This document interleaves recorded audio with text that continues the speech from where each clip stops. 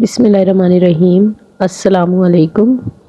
ضرب کلیم کے حصہ فنون و ادبیات سے آج کی منتخب نظم کا عنوان ہے رقص و موسیقی۔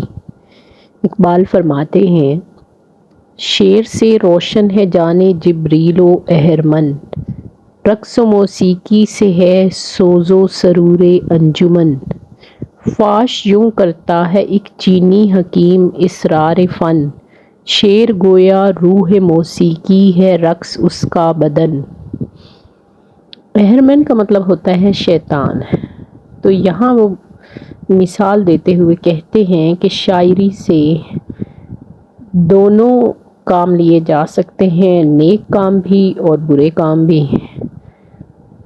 اور اسی طرح آگے وہ رقص و موسیقی کا ذکر کرتے ہیں کہ اس سے محفل میں سرور بھی پیدا ہو سکتا ہے اور سوز بھی۔